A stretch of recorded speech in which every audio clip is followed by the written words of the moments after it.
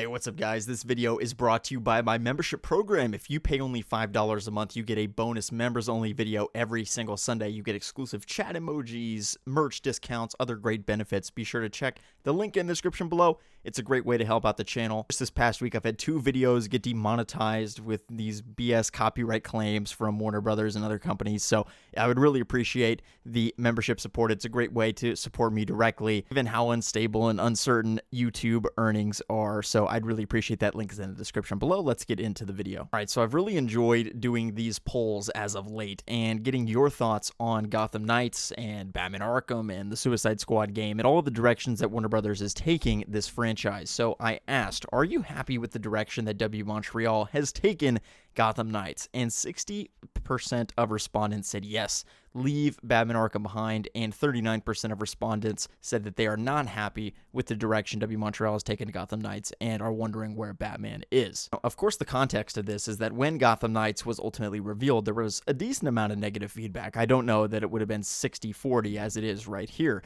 It certainly seemed to me from the outside looking in, as somebody that wasn't online much that day when the game was announced, that most people were not particularly pleased with the game announcement because they were expecting one thing and their expectations were subverted with this Batgirl, Robin, Nightwing game that focuses on the Batfamily as opposed to Batman. Moreover, it's not as though, you know, we're chasing Batman and trying to figure out where he is or ultimately he shows up in the end. They're explicitly saying that Batman is dead, which is leading some people, you know, again, 40% of respondents saying, no, where's Batman? We want to see Batman. And this comes after I made my video explaining why I feel Gotham Knights should have been connected to Batman Arkham. And it ultimately comes down to the fact that Batman Arkham ends at the same exact place where Gotham Knights begins. They're just not connected, which I find to be totally a wasted opportunity and potential. They can totally change the gameplay as they've done. They can abandon the Batman Arkham free flow combat as they've also done, but I thought that it was a bit of a mistake to not connect it to Batman Arkham because they're essentially, all these characters are picking up where Batman Arkham left off. Let's take a look at it. At the end of Batman Arkham Knight, with the Nightfall Protocol, Bruce Wayne disappears, is presumed to be dead, and the Nightfall Bat appears, showing that Bruce Wayne is actually still alive, just manifesting a nightmare Batman. And of course, Wayne Manor explodes, Bruce Wayne is presumed to be dead. That is exactly what happens at the beginning of the Gotham Knights trailer. The connection is even deeper than that. Let's go further into it. Even taking Batgirl's character arc, as silly as it is in Gotham Knights, where they explain that she is basically miraculously revived and she trains herself into not being crippled, which is not doesn't make a whole lot of sense. Maybe they'll make it make sense in the game explanation. But anyway, you know, that is basically at the end of Arkham Knight, she's in a wheelchair. So maybe between the events of Arkham Knight and Gotham Knights, she is basically, you know, becomes Batgirl once again. It also would have been interesting to explore what was set up at the end of Arkham Knight with Commissioner Gordon being mayor and Alfred disappearing and the rest of the Batfamily kind of splitting and seeing how they reunite at the beginning of this game. I just felt that narratively it was a bit of a missed opportunity, but I am also curious to see what WB Montreal does, and maybe there are things that they do with these characters that justify it being a part of its own canon. Moreover, there were things that Rocksteady did not handle very well in the canon. The canon is a huge jumbled mess with the comic books and the Suicide Squad movie, which totally contradicts the Suicide Squad game, and there's a lot of issues there with the canon. Moreover, in the Batman Arkham games, Tim Drake Robin was the romantic interest of Barbara Gordon, whereas in the animated series and the comics and many other interpretations of these characters, Dick Grayson and Barbara Gordon are the couple, and I think that many of us prefer that over Tim Drake and Barbara Gordon. It just never felt right in the Batman Arkham games. So that's something that they can also fix in this new game, which justifies them establishing their own universe, their own Gotham Knights WB Montreal extended video game universe. Now, I would like to see their other game. Keep in mind that WB Montreal is currently developing 2 DC titles. Gotham Knights is just one of them, so I am curious to see if that second game is connected to Batman Arkham or if it's connected to Gotham Knights. One of my longtime followers said, I like the idea that the Batfamily is the main focus, so yes, I am happy with the direction that WB Montreal is taking Gotham Knights, and I fully understand that perspective. I also felt that the Batfamily, namely Barbara Gordon, Nightwing, Dick Grayson, those are the same person, Tim Drake, and who was the last one that I missed? Yes, thank you. I also feel that they're highly underserved in the Batman Arkham games, and basically following in the footsteps of Batman Arkham could subdue what Gotham Knights is able to do and WB Montreal is able to do, and making something totally unique out of the characters and taking them in their own unique direction. I also think one of the biggest problems with Arkham Origins is that they're following in the footsteps of Rocksteady, and they're basically forced to follow what they have already established and that doesn't allow a lot of creative freedom and creative ownership for WB Montreal to come in and do their own thing. And if they're just following in the footsteps of Rocksteady, they can't really tell their own stories. They're somewhat handcuffed in that sense. So we have a lot of prominent members from the community that responded to this post. The first one is Arkham 2019 on Twitter. His username is Have We Heard About DC Games. He has a bunch of followers, and he said, "It's very cool that they're trying to do their own thing. I would have liked to see more Arkham, but I'm happy nonetheless." Now, here's the real mind, you-know-what, that comes in is, what if their other second, the second game that they're working on, the first one obviously being Gotham Knights, what if that second game is a Batman Arkham Origins 2 or some other Batman Arkham-style game where they're actually using the free-flow Batman combat? Because even Rocksteady, their 2022 game, Suicide Squad, is going to have a whole new gameplay system. They're not really going to be borrowing that much from the free flow combat, although I do think it'll be a part of that. It would be very interesting to see if they're making a more traditional Batman Arkham game, and then the other half of the studio is making Gotham Knights, which is this whole new experience. So great comment from Arkham 2019, and I'm very curious to see what happens with Batman Arkham potentially being in the works still. Who knows? Sith Morrison says, "I'd say yes, move on from Arkham. I love that they're going in this new direction instead of copying and pasting the same stuff from before. I look forward to what they'll do and what kind of universe they will build." Podcast Now says, "You got to be able to expand. Gotham Knights is a chance to do that. Nothing wrong at all with expanding, just like there's nothing wrong with someone being unhappy about it." To which Degenerate J responded, "Yeah, people can also be uninterested, but to be honest, I've gotten enough Arkham games for a while. I don't need the story at low quality, and I'd argue that they already don't have as much direction in Night as in previous titles." So I think the point that Jay is getting at, which I would totally agree with, is that they were already kind of running out of steam at the end of Arkham Knight.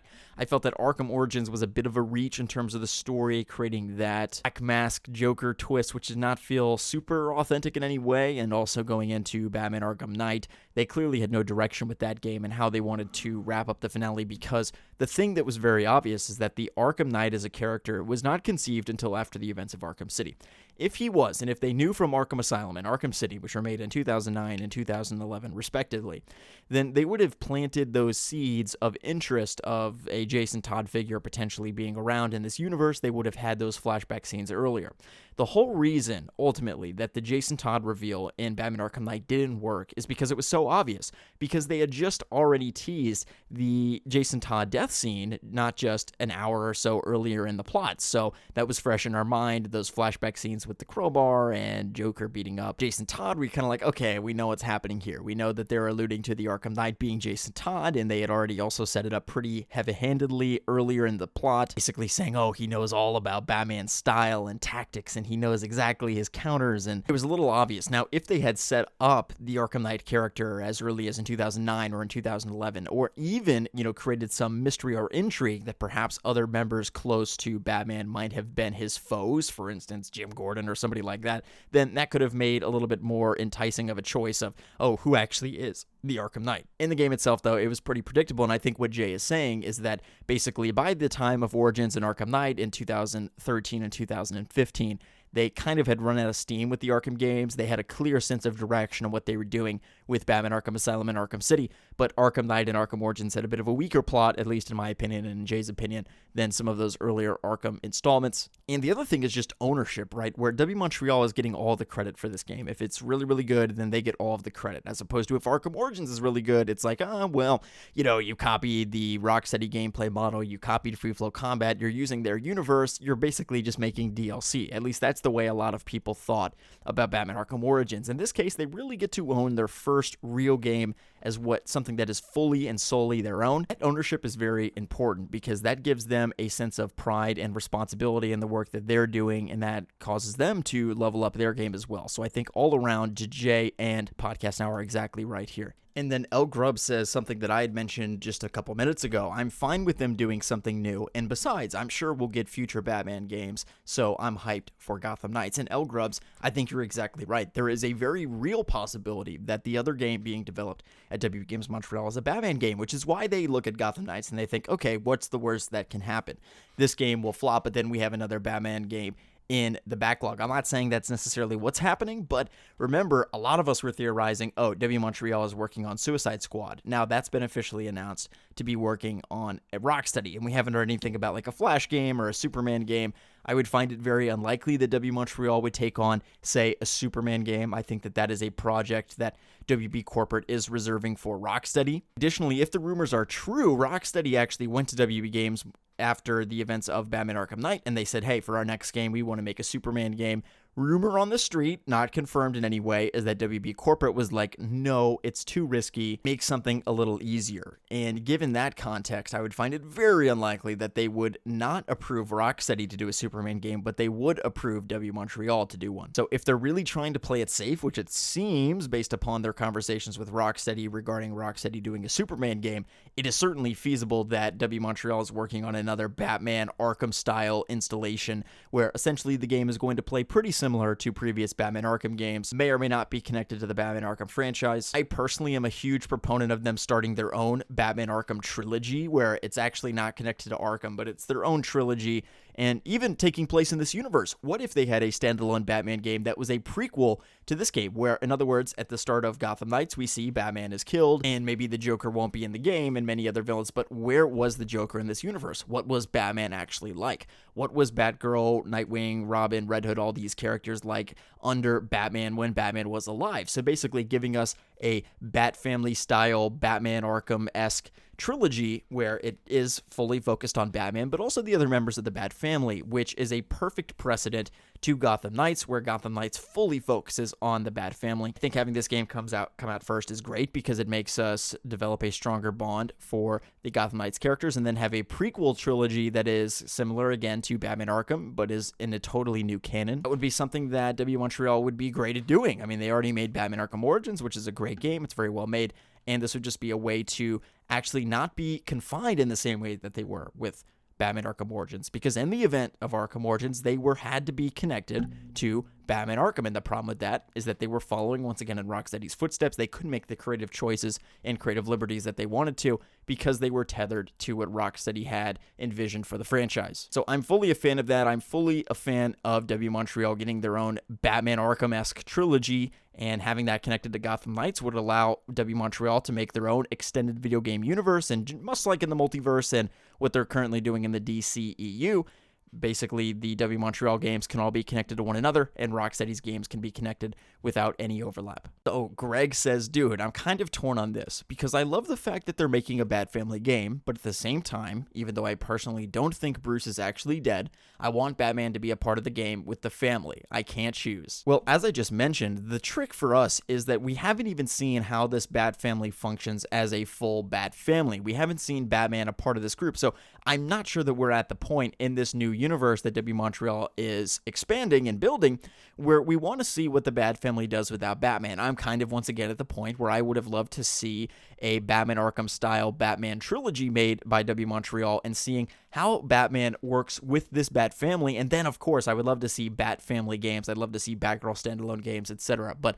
it does feel a little bit weird to just bypass the initial steps of, okay, Batman is dead in this universe, he's 50 years old, but what about in the decades leading up to that? And if it's in opposite order, if they release Gotham Knights first and then work backwards, I'm actually okay with that. I think that's fine. What I would probably do is drop Gotham Knights first and then start chronologically with Batman standalone game number 1 when Batman is around 30 years old, and then game number 2 when he's 35, game number 3 when he is 45 or whatever, and then he dies at age 50 in the Wayne Manor explosion, and then you take up where Gotham Knights leads off. So basically it's a prequel story. It's learning how the relationship between Dick Grayson and Barbara Gordon actually worked in this universe, if presumably they're already a couple in Gotham Knights. So see exactly what Greg's saying. I think what Greg is getting at here is that we kind of feel as though, well, we didn't get to see what this Batfamily looked like in this universe, and now Batman is already dead, and we're kind of thinking, hey, you know, that's fine. We're fine just following the Batfamily after Batman's death. I think that's great, but we also kind of want to see what happened before those events, and that's what Greg is getting at here, and I totally agree with him. But if WB Montreal came out and said, hey, we're not making another Arkham-style Batman game, we're actually making The Flash, I would be very happy with that too, so I can't really say either way. But even look at Mr. Freeze, you know, can we say that we don't want this Mr. Freeze to face off against Batman? This Mr. Freeze is completely different from the Arkham Mr. Freeze, just in the terms that the way that he looks and everything like that, so I'd be very interested to see Batman face off with this Mr. Freeze in particular, all alone. SVAROG, also known as David Draws, says, I'm fine with them introducing the Batfamily for the first game, but I don't think these characters can carry 2 more games on their own. That's why I hope they don't kill Bruce. I want him in the next 2 games along with the Batfamily. So I think what David is saying, that in that case, Batman would be alive. W Montreal lied, theoretically, and then Batman would appear at the end, and then he could be in future sequels. Well, I think they might have already felt that Rocksteady covered all of the bases that we need to see for Batman in video games for quite a while, and this is a great opportunity to focus on these other characters that were really back as C-list characters in the Batman Arkham games. I mean, the thing about Batman Arkham is that, yes, Barbara Gordon and other characters are relevant throughout. They have constant lines of dialogue, and they're prominent characters in the game. But there's not really any character development. There's no development of the Barbara Gordon character. Even in the Arkham Knight DLC, the Flip of a Coin DLC, there are a few cute lines or whatever between Barbara Gordon and Tim Drake, and their which by cute I mean repulsive, obviously, because I think their relationship is really dumb. But there are a few character moments that they try to build, but for the most part, there is very little character development for those characters, and even I would argue for Bruce Wayne and Batman. I mean, we never get to see Bruce Wayne have any romantic entanglements in the Batman Arkham game, so that's something that W Montreal could branch out and replicate more of what Spider-Man Miles Morales and what Spider-Man PS4 did in 2008 and this upcoming November. One thing that Insomniac has been really good at is doing motion capture scenes and basically getting real actors on set and having those CGI cutscenes. Even Marvel's Avengers has a couple really good ones with Kamala Khan and Bruce. I thought that those scenes were really good, especially in the first act of that game. So that's the evolution of the game industry, is that there are more choreographed, high-level cutscenes that play almost like interactive game movies than video games themselves. Batman Arkham is very much so a villain and plot-driven story, and I'm interested in more of a character-driven interpretation of Batman and Gotham Knights in particular. So, and also it's worth noting that 40% of respondents are saying they are not happy with the direction that W Montreal has taken Gotham Knights. Again, the general trajectory that I'm seeing is that as the months pass by, more and more people are beginning to expect it. It was that initial shock where for many years, we thought for sure that they were making a Batman game. And in fact, they were. They were making a Damian Wayne-centric Batman game. But given that altogether, there never was any Bruce Wayne Batman game in production at W Montreal. So there never really was going to be a true Batman Arkham-esque Batman game in development at W Montreal. They were making a Damian Wayne Batman Beyond type of game, for one, that even if it was connected to Arkham, it'd be very loosely so, and it would have a time jump of several decades. And then, of course, now we're getting Gotham Knights where Batman is not in it altogether. So here's the real question that I'm interested in. What if they had continued with the Damian Wayne Batman game, where Bruce Wayne's son, Damian Wayne, takes control of the cowl and he becomes Batman? Would fans be more upset with that game or Gotham Knights? For me in particular, if I had to choose between those two options of Gotham Knights and a Damian-style Batman Arkham game, all day I am picking Gotham Knights because I find Barbara Gordon, Dick Grayson, and these other characters to just be more likable than Damian. So even though you have the allure of it being a Batman game, to me, I'm much more connected to Barbara Gordon and Dick Grayson being in the top 5 of my favorite comic book characters of all time. Given that context alone, I much prefer Gotham Knights over a Batman Arkham game led by, say, a Damian Wayne or even a Tim Drake, honestly. Okay, here's one last comment, and we will end on this note. This is from Angel Slickmoff, and he says, "We have been waiting for a new Arkham game since Arkham Knight, and we have got an RPG with sidekicks and cartoony graphics. Some people are upset, but I think that I will give this game a chance. However, it could be a flop, and I can see W Montreal failing forever." And Alive and well, my name is not John, he says, couldn't agree more. And while I agree with the first part of your question, that some people are definitely disappointed with the direction that they're taking the game, again, my poll suggests about 40%, so 4 out of 10 people are unhappy with the direction that W Montreal has taken the game. I'm probably a part of the 6 out of 10, although I also had the same reaction as you, where I was just like, what? When I first saw that trailer and saw Batman wasn't in it, it's a very ballsy decision. I think it is one that will pay off for them in the long run. But going back to your comment in particular, as I mentioned, I think that W Montreal is making another game completely separate from what Gotham Knights is. In other words, I do not think the other game in development at W Games Montreal, there are 2 DC games. I do not think that the other game is Gotham Knights 2. It's going to be something completely different. And as a result of that, if Gotham Knights fails, which I don't think that it will, in the rare event that it does, then they have that other game that they're working on. They'll double down on that, whether that be, again, a Batman game or whether that be a Flash game or no matter what that be. they can double down on that effort in particular. Their next project can be playing a little bit safer at home, making a Batman, again, they could even make a Batman Arkham game if they got really desperate. Like if it were ever at the point where WB Montreal really, really failed with this game, with its Gotham Knights in particular, I would probably guess that WB Montreal would put them on, WB Corporate would put WB Montreal on making another Batman Arkham style game, because they know and have proven that fans will buy that game no matter what, no matter who develops it.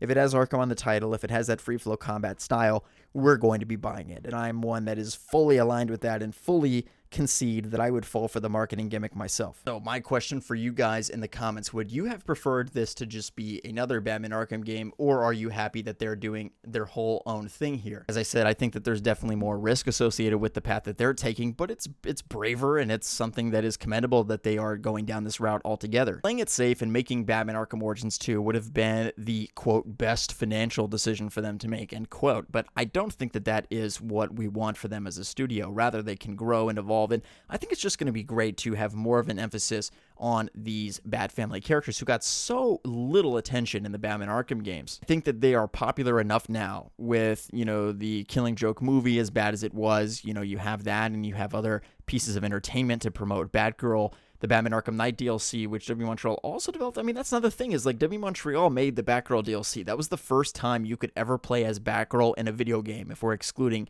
Lego games. Like, that was the first time we could ever really play as Batgirl in a AAA fun way. And seeing how they can basically flesh out her gameplay combat in her own game, where it's not just tethered to her being Batman light, that is going to be so incredible to see. And the art direction that they've taken it is interesting. It is definitely different than Batman Arkham, but it is bold, it's unique, and it is their style, and they're making the game that they want to make. At least I really hope that that is the case. I hope that they are untethered and can make whatever product they want to make, and I'm not in the way of judging that, or I don't want to be in that stubborn position where I am looking back on the past, looking back on the good old days of playing Batman Arkham, because we can always revisit these games. And again, it's very likely WB Montreal is making another Batman Arkham style game, and as a result of that, I don't see any need to fester on the past and want WB Montreal to just basically make an Arkham Origins clone. We know that they can make a consistently solid Batman Arkham Origins game, or Batman Arkham Origins 2, or any Batman Arkham game. But it's not the best for us as fans, because even if Gotham Knights is not perfect, it's not exactly what we want, that is something that WB can grow and learn from. And WB Montreal has a huge incentive to have a quality of life update status to this game, where I think they're going to try to have it last several years. They're going to add new characters. They're going to be responsive to our feedback on the story and also the gameplay and that type of thing. So as a result of that, this is a huge opportunity for them to grow and evolve and make new DC video games. It's something we've always wanted them to do. I want to go back again to 2 years ago when we were discussing this on this channel and on other channels, and many people were insistent upon the fact that no, we do not want more Batman games. We've already seen them. There's no point in imitating them and doing the same thing over and over and over again. And I think it's a weird thing in human nature and the law of attraction, which suggests that we want what we can't have.